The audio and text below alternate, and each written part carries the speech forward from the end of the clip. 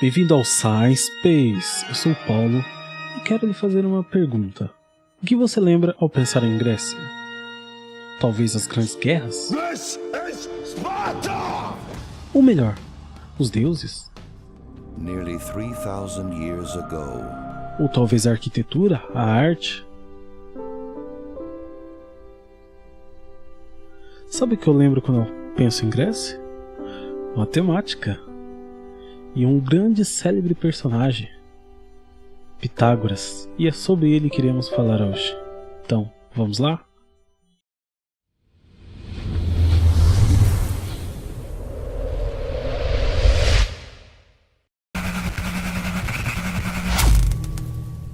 Pitágoras, também conhecido como Pitágoras de Samos, nasceu na ilha de Samos, uma ilha grega ao leste do mar Egeu. Ele viveu aproximadamente em 570 a.C. E a ele nós atribuímos grandes fatos, como a reprodução do Teorema de Pitágoras, como também a escola pitagórica, uma escola que estudava racionalidade, uma escola que buscava a perfeição através do estudo da matemática, a qual deu origem ao pensamento filosófico antes de Platão. Nós temos grande estudo como a harmonia dentro da música. Pitágoras, então, junto com sua escola, desenvolveu grandes feitos.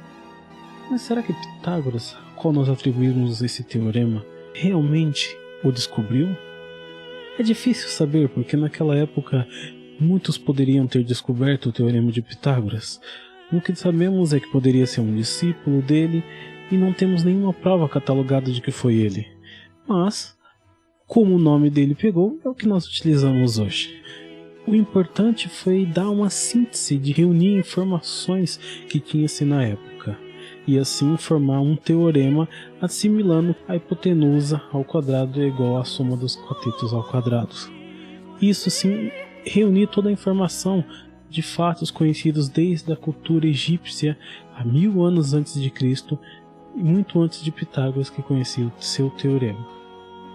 Então a importância de Pitágoras é exatamente sintetizar esse conhecimento. Já a primeira prova que nós encontramos no Teorema de Pitágoras, escrita que nos vem até nós, é através dos documentos deixados no livro O Elementos de Euclides, ou o pai da geometria, como nós conhecemos. Euclides viveu 200 anos depois de Pitágoras, em 300 a.C. Muitos documentos que Pitágoras, até mesmo Euclides deixou, foram destruídos na queima da Biblioteca de Alexandria, onde perdemos várias partes do conhecimento humano até então acumulada naquela época. A perda foi incalculável. Em alguns casos, sabemos apenas os títulos sedutores de livros que foram destruídos. Na maior parte dos casos, não sabemos nem os títulos, nem os autores. Por que matemáticos são tão fascinados e obcecados pelo seu teorema?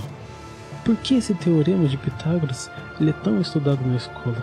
O fato é que o teorema de Pitágoras é um teorema maduro. O teorema maduro é um teorema que já foi escrito há muitos anos, tem muitas provas matemáticas reunidas, o que torna ele uma verdade imutável.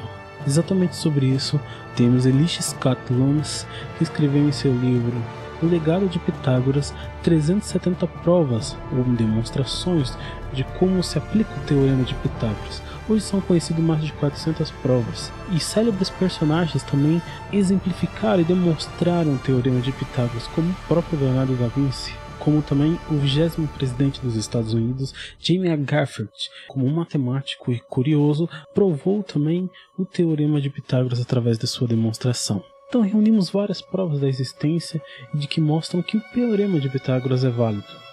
Sobre esse teorema, temos o documentário O Legado de Pitágoras, reproduzido pela TV Escola, onde ele nos explica demonstrações práticas e as consequências do Teorema de Pitágoras direto ou indiretamente.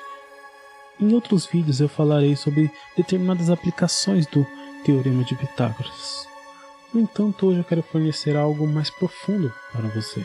Por isso, eu lhe fornecerei uma prova, a prova do método hindu, da qual lhe demonstrarei por que o Teorema de Pitágoras é válido. Essa é uma das provas que demonstram a validez do teorema. Primeiro pense em um triângulo retângulo. Para definir o que é um triângulo retângulo, precisamos pressupor determinadas considerações. Um triângulo retângulo, como todos nós sabemos, tem que ter um ângulo de 90 graus, ou um ângulo reto. Como também ele tem que ter todas as medidas, ou a soma dos seus ângulos internos, resultando em 180 graus. Isso forma um triângulo retângulo. Sobre essas duas hipóteses, nós temos nosso triângulo retângulo. No entanto, isso os matemáticos chamam de axiomas. Então, esses são nossos axiomas. E assim, nós consideramos esses axiomas. Então, tudo que nós faremos aqui só será válido para esses axiomas que consideramos. 90 graus e soma de todos os ângulos, 180 graus. Pense então num triângulo retângulo, posicionado. Se por acaso você não identificar, ele está medido. No entanto, independente da medida, isso vai funcionar. Nós utilizaremos álgebra para conseguir extrair uma demonstração do teorema de Pitágoras. Forme um triângulo retângulo. Após isso, gire ele. O mesmo triângulo, como se fosse um copiar. Gire-o. Copie-o de novo e gire novamente. Copie-o de novo e gire novamente. Formando uma figura como um quadrado, girando ele em 90 graus, 180 e depois 370 graus. Depois de girá-lo, ele formará um grande quadrado. E nós podemos observar que temos pequenos triângulos formando um quadrado interno, subentendido, não formado por figuras, mas subentendido dentro desse quadrado interno. Nomeado todos os lados de nossos triângulos, percebemos que temos um quadrado formado pelos lados Cs internamente, e temos um quadrado maior formado pelos lados AB. Para provar que no meio nós temos um quadrado, mediremos os ângulos, provando que ele tem 90 graus. Como sabemos, a medida de todos os ângulos somados de um quadrado resulta em 360, que é exatamente o que nós temos, ou seja, temos subentendido realmente um quadrado interno.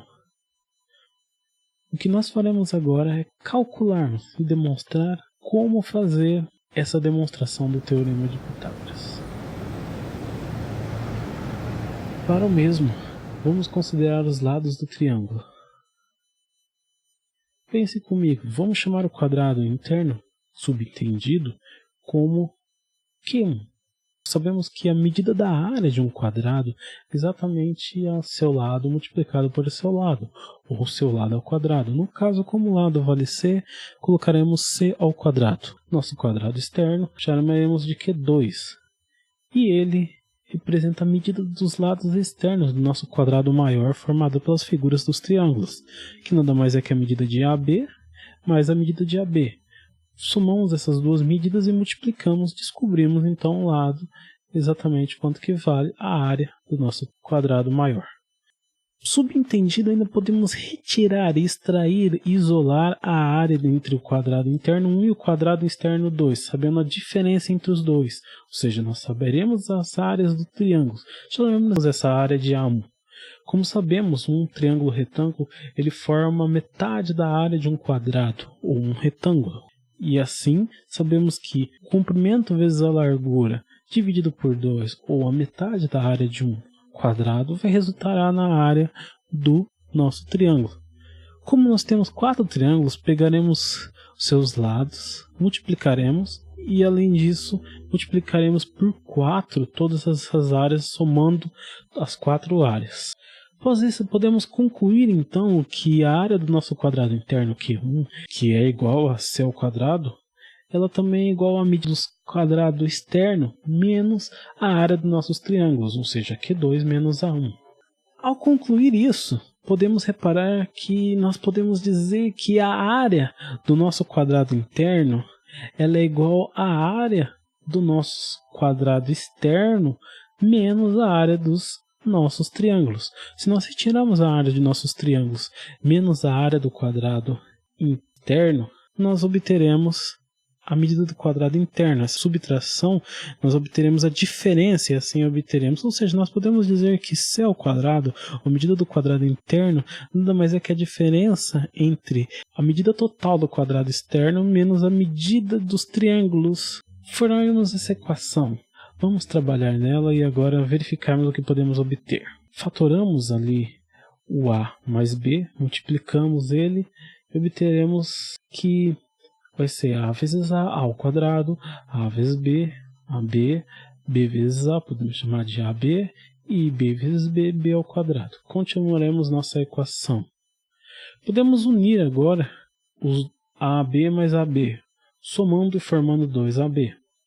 Após isso, nós podemos, na nossa divisão por meio, na nossa área dos nossos triângulos, podemos cortar, porque afinal de contas, multiplicar por 4 para dividir por 2 é a mesma coisa que multiplicar por 2, direto. Cortamos então e retiramos para facilitar a nossa função e nossa medida.